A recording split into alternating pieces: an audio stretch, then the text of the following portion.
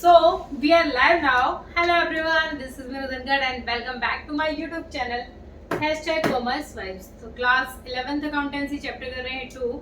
एक वीडियो मैंने अपलोड कर दी है, ये 2-4 बातें और रह गई थी। ये 2 वीडियोस में ही पूरा चैप्टर कवर हो गया है। इसमें हमने सीखा है, क्या सीखा है? Basic accounting terms. और जो अब सीखेंगे, जो और 2 ये मतलब जो पॉइंट बचे हुए हैं 20 के राउंड पॉइंट है, ये पॉइंट्स और कवर करके हमारा चैप्टर हो जाएगा कवर। हमने इसमें क्या सीखा है कि जो वो टर्म्स, वो जो बार बार वो नाम आ रहे थे ना, अलग अलग परचेज, सेल्स, गुड्स, वो नाम क्या है, उनका मतलब क्या है, वो चीजें सीख रहे हैं हम अपने चैप्टर नंबर 2 में। ठीक है बेटा, तो चलो करते हैं कंटिन्यू। सबसे पहला जो वर्ड है, सबसे पहले आया है वर्ड स्टॉक। स्टॉक क्या होता है? स्टॉक होता है जब हम कुछ मटेरियल खरीद के लेके आए, ठीक है, किस लिए? रीसेल करने के लिए। जैसे जो दुकान होती है, कपड़े की दुकान, उसमें जो दुकानदार होता है वो माल लेके आता है, गुड्स लेके आता है, बहुत सारे सूट लेके आएगा। किस पर्पज से लेके आया है वो? उनको रीसेल करने के लिए। जब हम परचेज करते हैं और उसी मटेरियल को रीसेल करते हैं, ठीक है, और रीसेल करने के बाद जो हमारे पास जो अमाउंट बचा हुआ है ना, उस अमाउंट को ही क्या कहेंगे? स्टॉक। स्टॉक होता है दो टाइप का स्टॉक होगा। एक होता है ओपनिंग स्टॉक और एक होता है क्लोजिंग स्टॉक। ओपनिंग स्टॉक कौन सा होता है? ओपनिंग स्टॉक होता है जब हम साल की शुरुआत में हमारी शॉप में, हमारे बिजनेस में कितना स्टॉक था, कितना माल है हमारे पास, ठीक है। साल के एंड में हमने देखा कि कितना बिक गया और कितना बचा हुआ है। क्लोजिंग, जो बचा हुआ है वो कौन सा स्टॉक हो गया? Closing stock. ओपनिंग जो साल की शुरुआत में मिल जाता है at the beginning of the year, and closing at the end of the year. Okay. Inventory. Inventory क्या होता है? देखो, स्टॉक का मतलब होता है परचेज ही इस पर्पज से किया जाता है कि उसको रीसेल किया जाए। स्टॉक का मतलब क्या होता है? उसको परचेज ही इस पर्पज से किया जाता है कि उसको रीसेल किया जाए। इन्वेंट्री और स्टॉक में ज्यादा कुछ डिफरेंस नहीं होता, घूम फिर के बात वहीं पर आ जाती है कि दोनों का मतलब ही क्या होता है, जो सामान हमारे पास बचा हुआ है, ठीक है। इन्वेंट्री क्या होती है? इन्वेंट्री के 4 टाइप हैं, उनसे समझो इन्वेंट्री क्या होती है। इन्वेंट्री यूज की जाती है मैन्युफैक्चरिंग में। ये तो क्या था? ट्रेड का बिजनेस था, खरीदा बेच दिया, खरीदा बेच दिया। इन्वेंट्री यूज की जाती है वहां पर जहां पर सारा का सारा प्रोडक्ट बनाया जाता हो। प्रोडक्ट कैसे बनाया जाता हो? जैसे एक कपड़े की मील ले लेते हैं, एक एग्जांपल लेते हैं कपड़े की मील का। उसमें जब हम वो कॉटन खरीद के लेके आते, ठीक है, वो जो कॉटन खरीद के लेके आते हैं वो क्या होती है? हमारी raw material. Inventory of raw material, कच्चा माल। रॉ मटेरियल का क्या मतलब होता है? कच्चा माल। तो वो कॉटन हमारे लिए क्या है? Inventory of raw material. हमें ये जरूरी तो नहीं है कि जितना हम कॉटन शुरू में लेके आए थे वो सारा का सारा यूज कर लिया हो। कुछ अब तक अनयूज्ड पड़ा है। जो अनयूज्ड होता है वो क्या बोला जाएगा? Inventory of raw material. जो यूज हो चुका है, मतलब उसकी प्रोसेस हो चुकी है, उससे कपड़ा बन चुका है, वो रॉ मटेरियल में नहीं आएगा। रॉ मटेरियल में कौन सा आएगा? जो अब तक अनयूज्ड है। ओके। फिर रॉ मटेरियल हो गया कच्चा माल। अब इससे वर्क इन प्रोग्रेस, मतलब काम प्रगति पे है। रोडों पे तुमने देखा होगा ना, वर्क इन प्रोग्रेस, कार्य प्रगति पर है, ऐसे लिखा होता है। तो जो हम कॉटन लेके आए थे, उस कॉटन को हमने थ्रेड में कन्वर्ट कर दिया। कॉटन को किस में कर दिया? थ्रेड में कन्वर्ट कर दिया। अब तक वो पूरा प्रोसेस उसकी हुई नहीं है। तो inventory of work in progress क्या होती है? जब काम हमारा पूरा बन के भी तैयार ना हुआ हो और ना वो रॉ मटेरियल में रहा हो, तो जो बीच की जो प्रोसेस चलती रहती है वो क्या हो जाएगी? Inventory of work in progress. Okay. इसी में थर्ड पॉइंट आएगा inventory of finished good. Finished goods कौन से होते हैं? जो माल हमारा बनके तैयार हो चुका है। क्या? जो माल हमारा बनके तैयार हो चुका है और वो बिका नहीं है। फिनिश्ड गुड कौन से हो जाएंगे? जो हमारा माल बनके तैयार हो चुका है और वो अब तक बिका नहीं है। Stock in trade. Inventory of stock in trades. यहाँ पर दोबारा स्टॉक वर्ड आ गया तो समझ जाओ, परचेज किया है और उसको किस पर्पज से? रीसेल करने के लिए। परचेज किए हुए माल को दोबारा हम बेचने, मतलब सिर्फ जो माल खरीदा जाता है दोबारा बेचने के लिए। जैसे गाँव में भी जो सूट की दुकान की जाती है, परचून की दुकान की जाती है, सामान खरीद के लेके आते हैं, बनाते थोड़ी ना वहां पर। बनाता तो टेलर है, टेलर लगा लो, चलो वो बना के बेच रहा है, ठीक है। जो टेलर का तो चलो प्रोफेशन हो गया, वो नहीं कह सकते। जो परचून वगैरह की दुकान है वो सामान लेके आ रहे हैं, ठीक है, और सामान को बेच रहे हैं, तो वो क्या कर रहे हैं, उनके लिए स्टॉक वर्ड यूज किया जाएगा, ठीक है, जहां पर मैन्युफैक्चरिंग का काम ना हो। यहाँ पर मैन्युफैक्चरिंग का काम था किसमें, हमारी इन्वेंट्री में।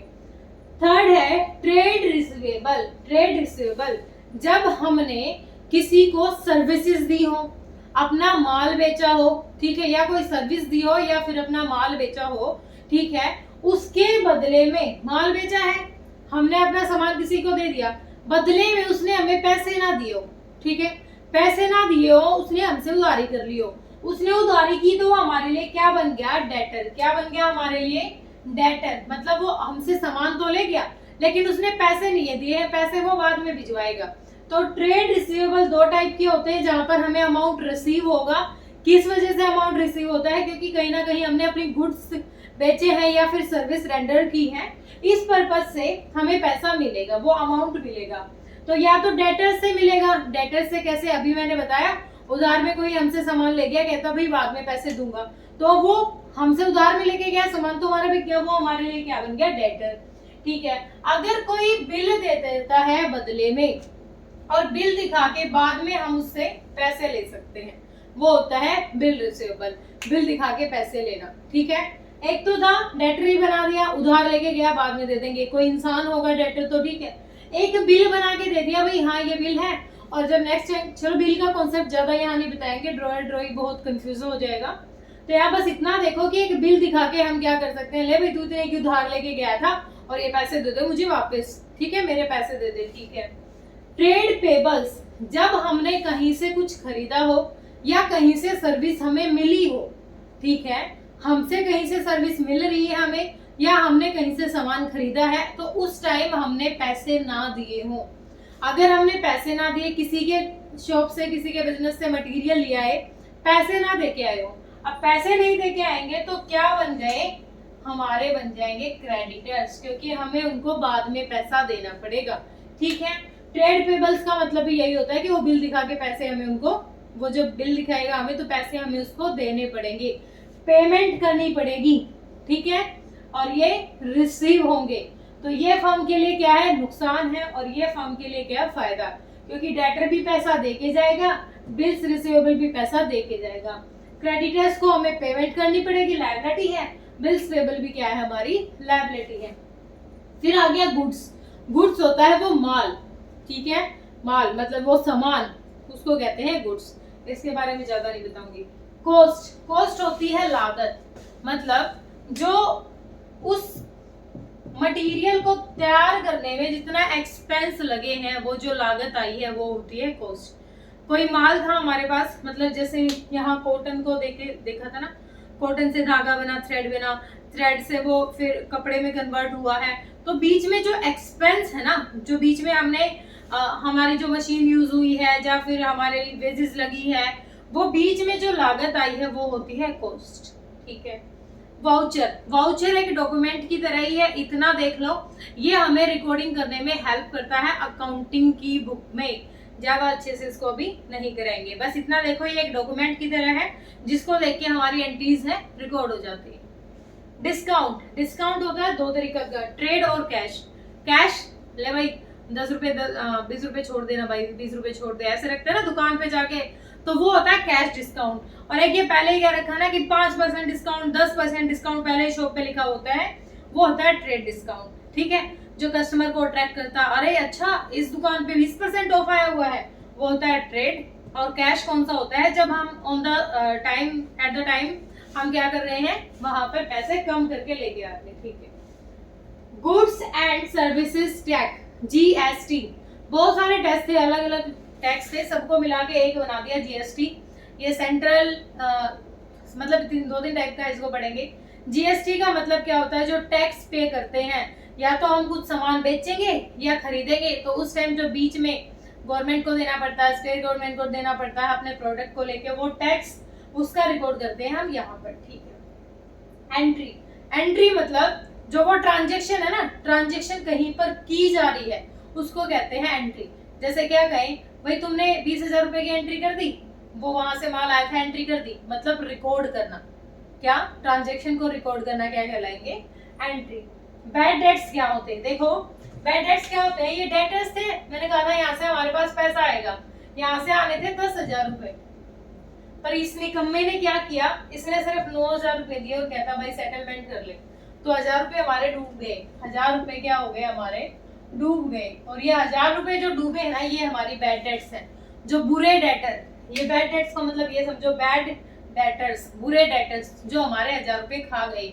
हम जब अपना सामान किसी को बेचते हैं, बदले में उसको हमें पैसे देने होते हैं, लेकिन वो पूरा पैसा नहीं देता और हमें कुछ अमाउंट कम करके देता है, तो वो होती है हमारी बैड डेट्स, जब हमारा पैसा थोड़ा बहुत डूब जाए।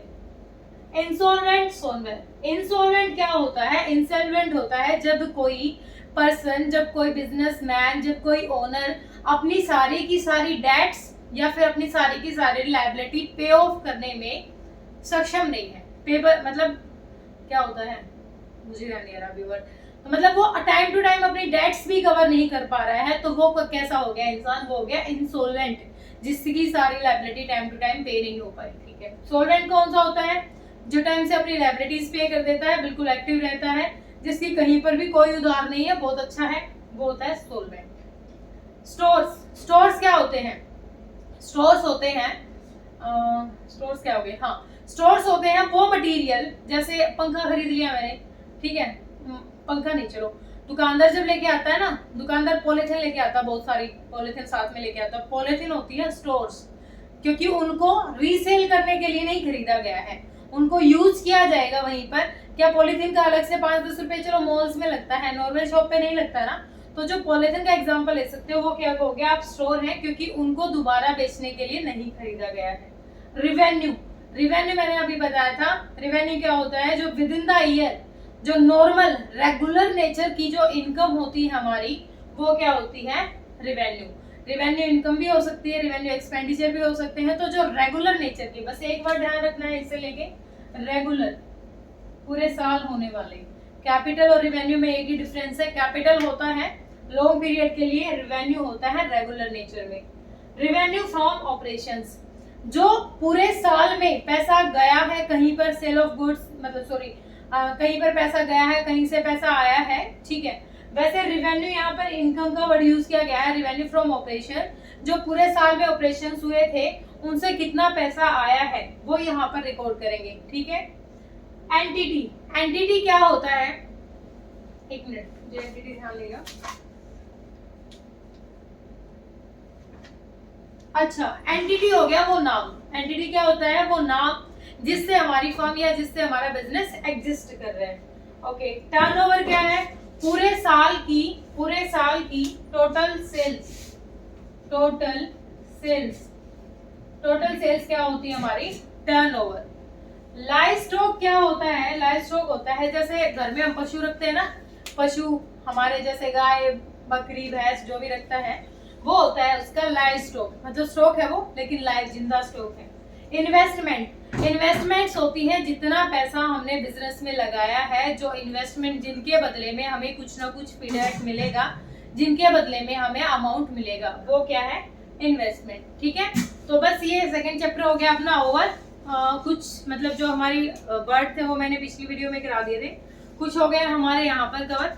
किसी बच्चे का फिर भी कोई डाउट है तो मैंने पहले भी बताया बेटा, कमेंट सेक्शन यूट्यूब ने आपके लिए ही बनाया है, आप कमेंट कीजिए, आपका जो डाउट है उसको आपका गारंटीड लिया जाएगा। और अगर आप मेरे चैनल पे नए हो तो प्लीज पहले मेरे चैनल को सब्सक्राइब कीजिए। थैंक यू सो मच, और बेल आइकन को भी जरूर प्रेस कीजिए ताकि जितनी भी नई वीडियोस में डालूं उनकी नोटिफिकेशन आपको मिलती रहे। Thank you so much.